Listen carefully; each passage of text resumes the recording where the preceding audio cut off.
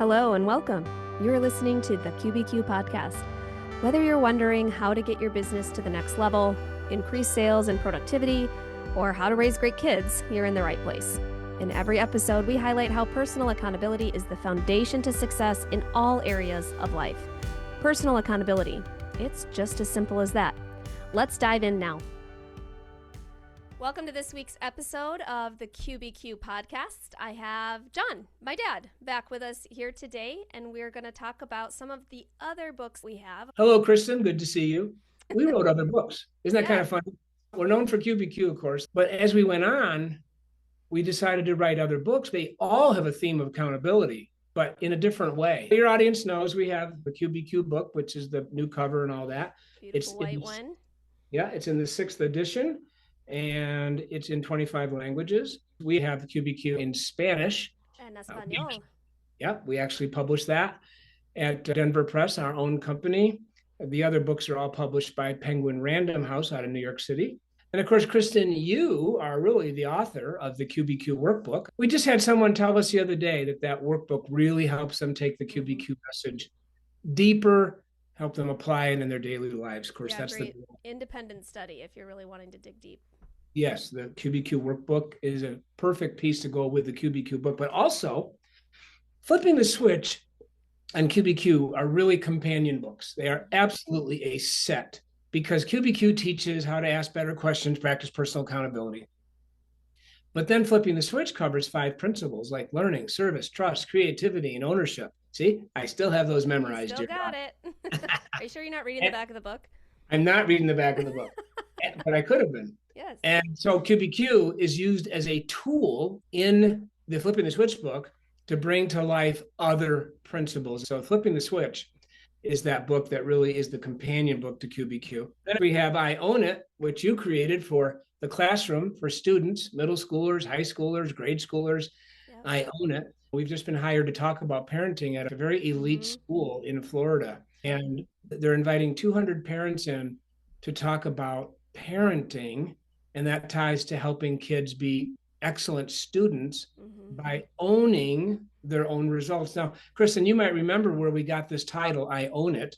You and I were having lunch with a superintendent locally here in Colorado named Rod. Yep. And I think one of us asked him, Rod, what is the difference between a student who succeeds and a student who fails? Yep. And he said, there's only one big difference. That is the student who succeeds owns their results, period. And we heard that over pancakes at IHOP in Brighton, Colorado. And we both said, that's going to be the Yep, that's going to be the title to our school curriculum. I Own It. Yeah. And then, of course, we have the parenting book, which I just mentioned that school has invited us in to talk to parents about. In fact, you just recently, you were in St. Louis and you did a whole session for Kiddie Academy. I did. Tell us a little bit about that. What did you teach? So Kiddie Academy of St. Louis is a fabulous longtime client of mine who has used our training system. They've brought me in live to speak. I've done Zoom sessions on our book Outstanding, which we'll get to in a minute. And they came to me and said, one of our employees read Raising Accountable Kids and said, a lot of what's in this book, while geared toward parents, would really help us in our early childhood education and caretaking.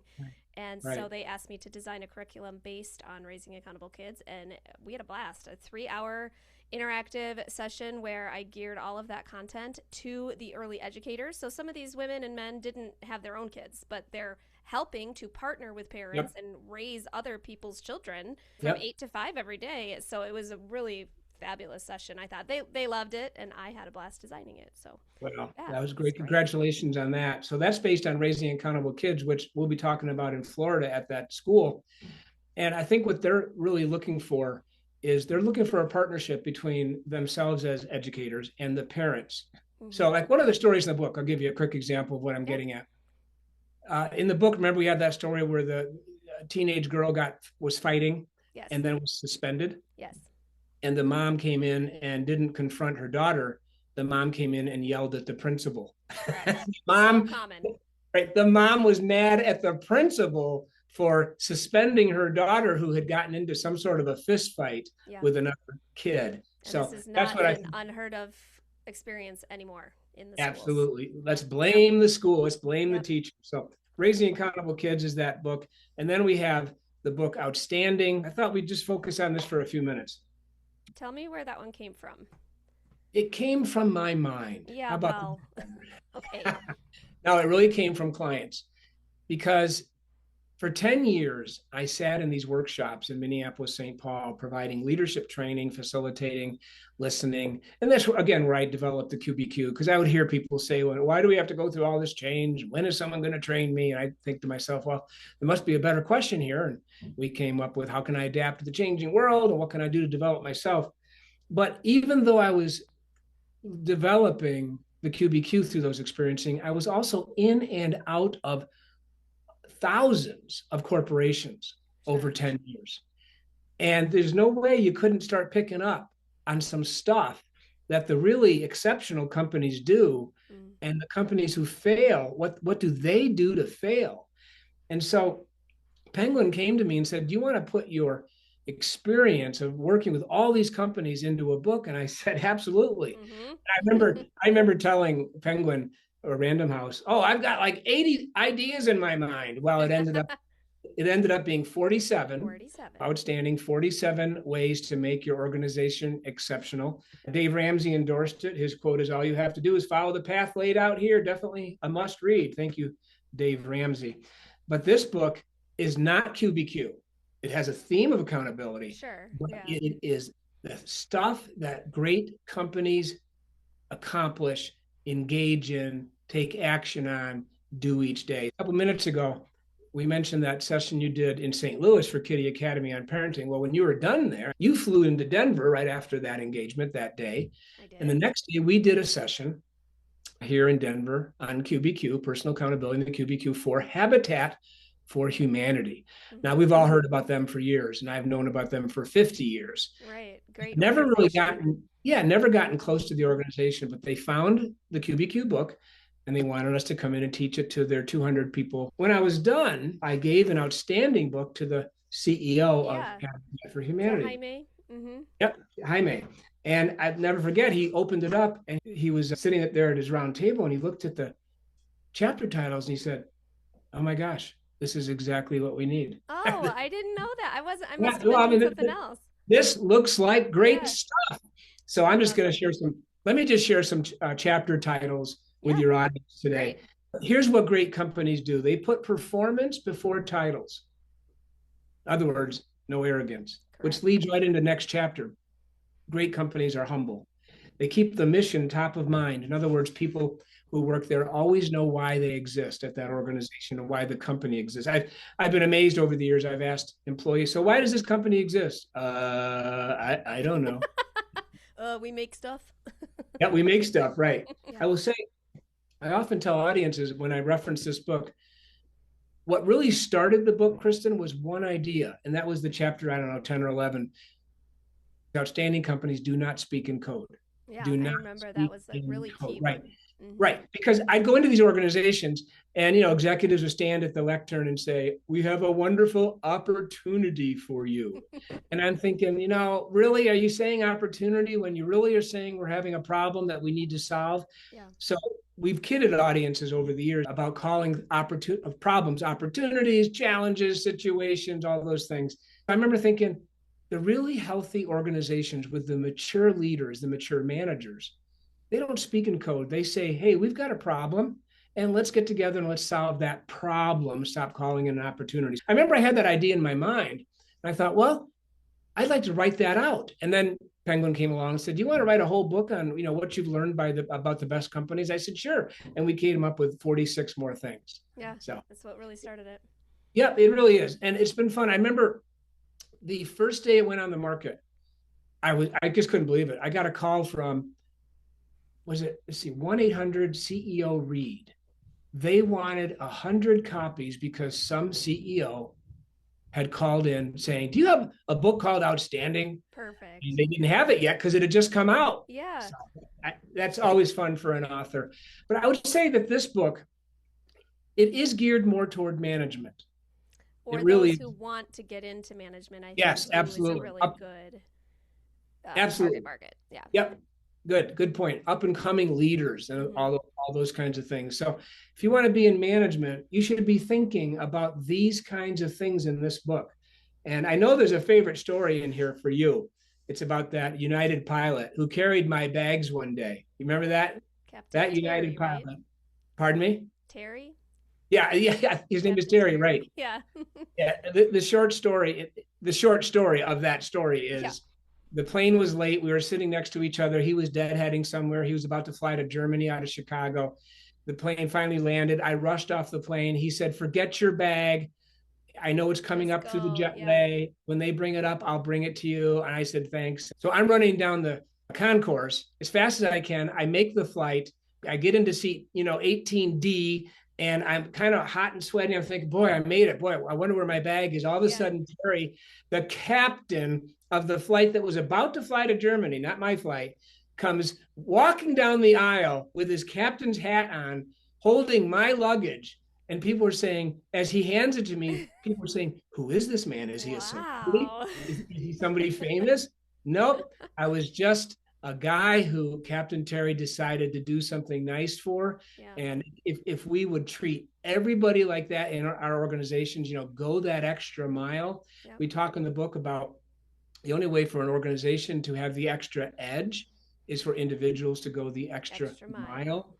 And Captain Terry that day went the extra mile for a total stranger. So there's really fun stories in the book like that. So that's what Outstanding is all about.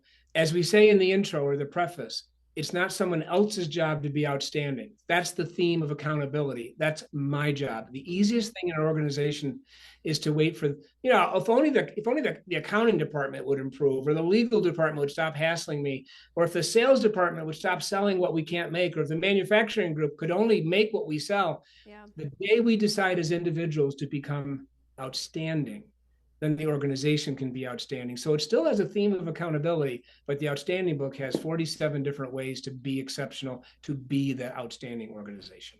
So let me ask you a question. You've actually gone out and been teaching Outstanding to clients. Tell us about a couple of clients and how the format differed. Yeah, Harmony Biosciences was a pharmaceutical company from out east, and their CEO loved the book Outstanding. He'd gotten it from his mentor and had used it heavily in his own career journey, and he really wanted me to bring the Outstanding book into a session format. So that was a lot of fun. We actually went through and he picked his favorite chapters, and because it's a big book, there's a lot of content in there. There's 47 chapters. There's 47 chapters. So we wanted to really hone in on the ones that he thought his team needed at that time. So we grouped them into different topic groupings, and I designed facilitated discussion opportunities around the content, and they had me come in and do that twice, actually, for their senior level group and then for a next level down. That was great. And that was a lot of fun. Yes, and let me just hook onto that, because the book has 47 different ideas, but you don't have to go in order. Correct. No. So you could literally open this book and say, have we trained our managers? Let me jump to that chapter about the importance in an outstanding firm of actually training managers to manage people, not just promoting people who are proficient in a technical skill. Right. We need that. So you can jump around in the Outstanding book and you can cherry pick. We would recommend you eventually read it all. Absolutely. But you can cherry pick and choose the chapters you want to start with. You really can. Yeah. We've had other clients use it as kind of a Monday morning meeting topic springboard. So just use, this week's chapter is be fast, and let's talk about this for 5 minutes. Just a quick conversation starter. Yeah, don't get me started on that one, because we work with corporations and I'll never understand it. How can we invoice one corporation and get paid a week later? And then you invoice another corporation and 60 days later, you're asking them, could you please pay the bill? Be fast. Yes. Some people might think, well, they're floating your money. I understand that. But we have seen some organizations, we won't name them, take forever to make decisions. And what my mentor taught me years ago was, how much money are they spending in salary, delaying the decision, working on the decision, having meetings about the possible decision versus just making the decision and moving on. So be fast. Organizations who are outstanding, they tend to move quickly. They do. Yeah. Okay. So back to the other groups you've been working with on Outstanding. Yeah, Kitty Academy, like I mentioned, we did a series over multiple weeks, multiple months actually. I actually entered in via Zoom to their Wednesday morning staff meetings before Yes. the academies opened each day and just facilitated discussion with their leaders. The individuals would read the book in between. I decide chapters, and then Yep. we would just talk about the topics that were in there. And oftentimes I just sat back in my little Zoom chair here and watched them interact over the material, which was really, really great to see them engaging and digging into that. So we've Well, had that's many clients use the book in a lot of different ways. There's a variety of ways to use and apply the outstanding material. So well. Thank you. There's a lot of content up there in there, but it's yeah. a quick read. There's lots of stories. I'm a storyteller. My dad was a storyteller. Now you're a storyteller. My mentors in the training world were storytellers. The best way to communicate a message is not to lecture. Like, we don't tell people, be outstanding. We show them what an outstanding organization does in story form. So, yeah, so those are the books we have available beyond QBQ. Great. We hope that people will, buy them all. Right, Kristen? Correct. Yes, it is good stuff, and it's all they're all available on Amazon Yeah. and Or they Barnes can and come to Noble our and site, Libsyn. qbq.com, and check them out, of course. Well, thanks. Just wanted to take this time this week to make sure that people out there understand what we offer and what we have. And there's a wealth of wisdom in these books and materials. So if you are interested, feel free to email me, Kristen@qbq.com, or hit our website, qbq.com. We'd be happy to help. And never forget, we're both speakers. So if anybody has an event coming up, wants a live training session or a Zoom meeting, we're available. Exactly. Yes, we love what we do, and we never want to stop, because the message of personal accountability is needed more today than it was yesterday. Don't get me started on that, because we have to close this today. Okay. All right. All right. We'll I be agree. done now. Signing off. Thanks for joining us, and we'll see you at the next episode.